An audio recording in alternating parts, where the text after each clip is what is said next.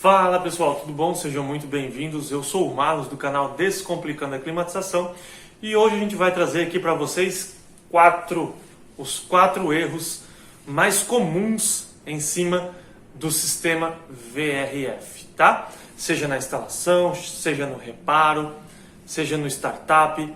Então nós temos 4 erros, eu vou abordar com vocês aqui 4 erros que muita gente acaba cometendo ao entrar no mercado do VRF sem conhecer o produto, sem saber os procedimentos de trabalho, sem fazer da maneira correta.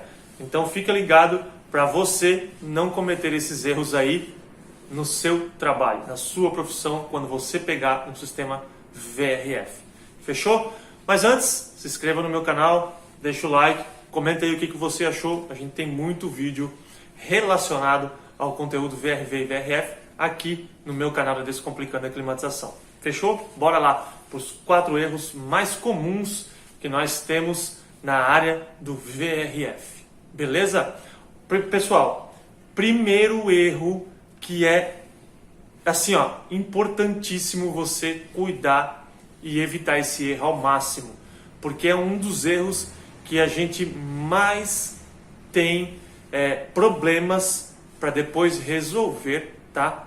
Que é o erro de mau dimensionamento da infraestrutura, ou seja, dos diâmetros das tubulações e da espessura da parede de cada material, tá? É importantíssimo, por esse motivo, é importantíssimo a gente passar todo o sistema VRV ou VRF que a gente for executar, passar pelo software do fabricante.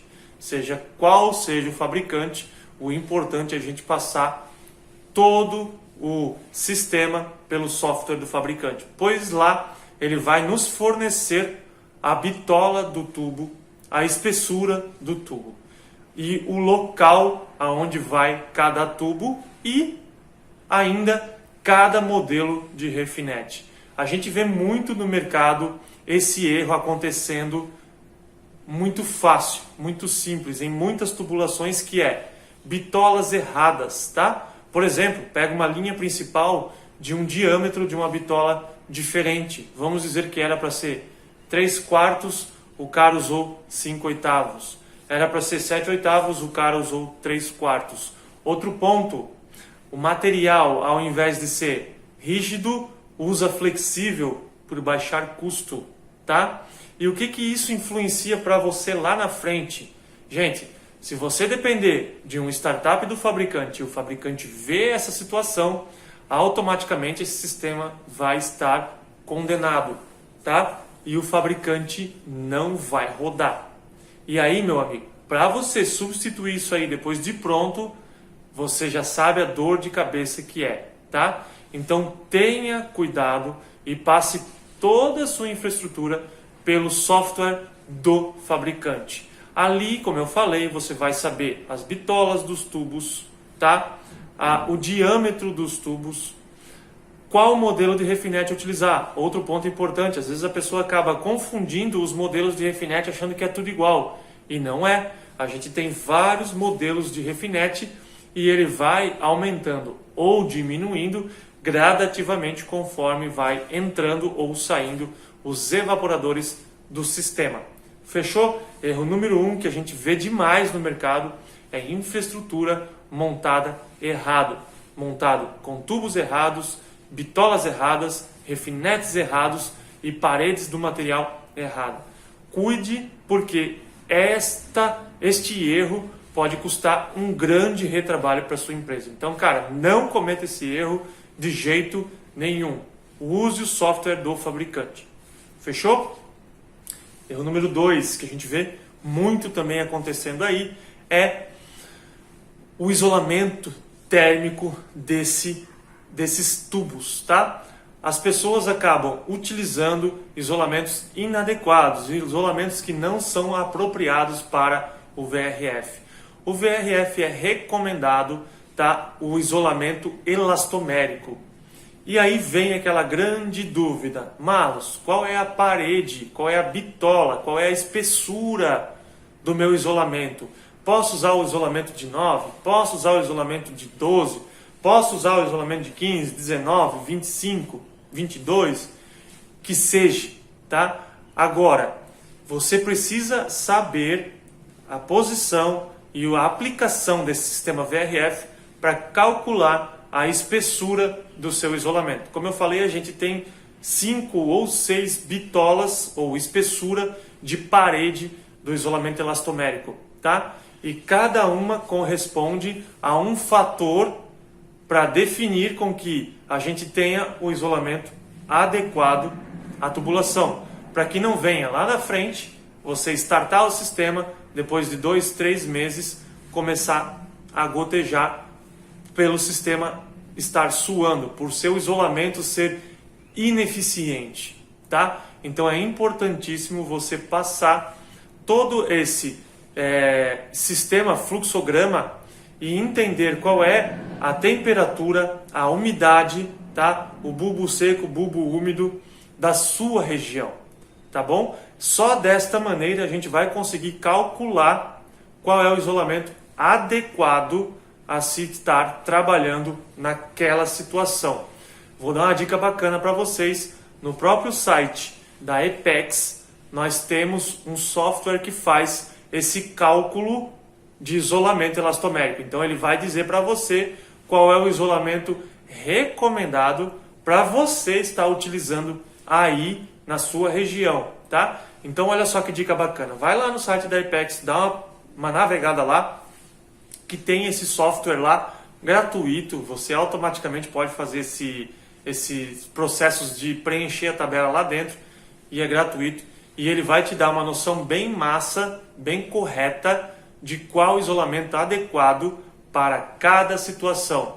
Externo, interno, temperatura uma, umidade outra, tudo isso você vai precisar preencher lá nesse software e ele vai calcular para você o isolamento que precisa ser colocado nessa instalação. Fechou? Olha só que coisa bacana.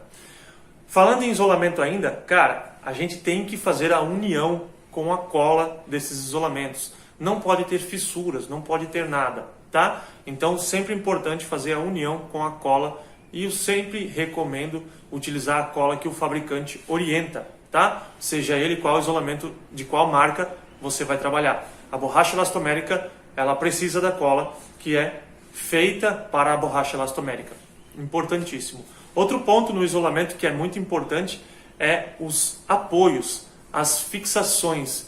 Muita gente acaba não cuidando com isso e aonde há a fixação do isolamento, tá? Onde há o apoio dessa infraestrutura, as pessoas acabam deixando o isolamento apoiar. E isso acaba amassando a parede e ali criando uma restrição ou uma falha no isolamento elastomérico, tá? E isso também pode ser um ponto de condensação, gotejamento. Fechou? Então, muito importante. Você vai conseguir dimensionar o isolamento lá no site, você precisa fazer a união desse isolamento e você precisa fazer o apoio correto desse isolamento e o ideal é o isolamento elastomérico, a borracha elastomérica. Fechou? Erro número 2, isolamentos da infraestrutura no VRF. Erro número 3, cara, e esse erro também é um erro muito comum mesmo, que é a parte de comunicação do nosso sistema VRF, tá? Quem atua no mercado sabe como que é a comunicação. Eu não vou explicar, eu tenho vídeos falando aqui sobre a comunicação, que ela é jampeada, né, ou ponteada de evaporador a evaporador, tá? Então a gente tem um único fio que vai pingando em todas as evaporadoras, tá? E a gente vai ter uma extremidade que é no condensador e uma extremidade que é no último evaporador, tá bom? E esses fios, pessoal, na maioria dos casos a gente tem que ter um cuidado. Alguns fabricantes orientam a você utilizar o cabo shield. O cabo shield é aquele cabo com malha, blindado, com aterramento, beleza? E outros fabricantes acabam não exigindo que você utilize o cabo shield, pode ser o cabo PP. Agora, existem algumas restrições aí. A gente tem que ter cuidados para não passar muito próximos de pontos elétricos, para não ter interferência magnética ou elétrica nessa comunicação. Hoje, os sistemas mais modernos, tá? Por exemplo, aqui nós temos um VRV Innova. A comunicação entre o VRV Innova é na faixa de 16 volts, tá bom? Então a comunicação é uma comunicação já de uma voltagem mais alta. já é difícil ter algum tipo de interferência com relação a essa voltagem alta. Mas existia antes equipamentos que trabalhavam na casa de 5 volts, tá? Então ali a gente tinha muito mais interferência. Hoje não tanto, porque os fabricantes já viram esse problema. Mas eu, nas minhas obras, sempre acabo utilizando o cabo Shield, para eu não ter realmente nenhum tipo de problema, tá? Agora vai de você aí do outro lado, qual você queira utilizar. Eu recomendo o cabo Shield. Se você quiser utilizar o cabo PP, fica a seu critério, mas às vezes pode acontecer um problema, tá bom? Outro ponto na comunicação é que na maioria dos VRFs, VRV e VRF, nós temos 2 cabos de comunicação, tá? O A e o B. Então nós temos 2 fios que fazem essa comunicação do condensador ao evaporador, tá bom? Mas alguns deles são não polarizados. O que eu digo são não polarizados? Por exemplo, aqui na Daikin nós temos o IDU-A e o IDU-B, tá? Se eu inverter num evaporador o A pelo B, aqui eu não tenho problema, porque ele é não polarizado, ele não tem lado. Mas alguns fabricantes são polarizados. Então é importantíssimo com que você siga uma linha. Se eu estou indo com o cabo vermelho no A, eu vou fazer todo o A com o mesmo cabo vermelho. É importante a gente cuidar nesse ponto, tá bom? Porque alguns equipamentos, se eu inverter, vai me dar falha de comunicação e lá na frente no startup do sistema, ele não vai reconhecer os evaporadores e eu não vou conseguir startar o sistema enquanto eu não resolver isso. E às vezes pode ter ali muitos evaporadores e você tem que abrir um a um para conferir esse ponto aí de fiação polarizada invertida, tá? Então muito importante é a comunicação do VRF, é uns erros comuns que a gente pega no mercado aí. Cabo errado, comunicação feita da maneira errada e a polarização feita também sem levar ao critério de que existe um ponto A com um ponto B, tá? Alguns fabricantes exigem isso, outros a gente consegue fazer rodar sem ter essa polarização. Fechou? E o erro número 4, que assim é um erro muito importante também, que cara, dá problema pra caramba se você não faz o processo, que é o processo da brasagem e o processo de vácuo. Esses 2 processos são processos importantíssimos para uma boa utilização, um bom funcionamento do sistema, tá? Toda brasagem no VRF precisa ser feita com fluxo de nitrogênio para evitar carepas e fuligens dentro do sistema, tá? Se você faz esse processo da maneira correta, cara, lá na frente você não vai se incomodar com válvulas de expansão não tendo rendimento.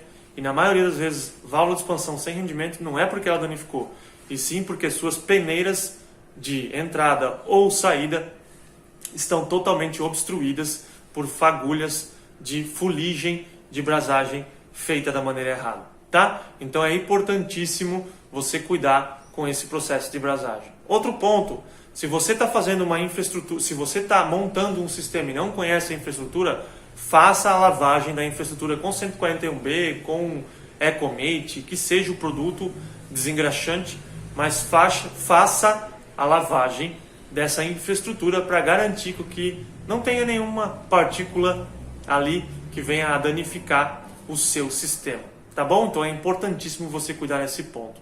O outro ponto, como eu mencionei, é o vácuo do sistema. Cara, é muito importante você fazer a pressurização e fazer o vácuo da maneira correta, pois só assim você garante que o seu serviço ficou 100%, tá? Então vácuo sempre abaixo de 500 microns, estabilizado por pelo menos meia hora, tá? Abaixo de 500 microns, para você ter o processo de startup aprovado pelo fabricante ou até mesmo o fabricante in loco liberar esse sistema para você. Porque se exceder isso, meu amigo, não vai ter jeito. Eles vão mandar você baixar, tá? E aí você vai precisar quebrar vácuo, vai precisar fazer limpeza, vai precisar fazer o procedimento para que baixe o vácuo abaixo de 500 microns, tá bom? Então é importantíssimo a gente cuidar nesses pontos aí. Pessoal, espero que vocês tenham gostado aí. 4 erros comuns que a gente tem na área do VRF, tá? Que eu espero que você aí, vendo esse vídeo, não passe mais por esse erro, não faça mais esse tipo de erro aí na sua empresa, tá bom? Se você gostou, comente aqui embaixo e eu espero te ver aí nos próximos vídeos. Valeu!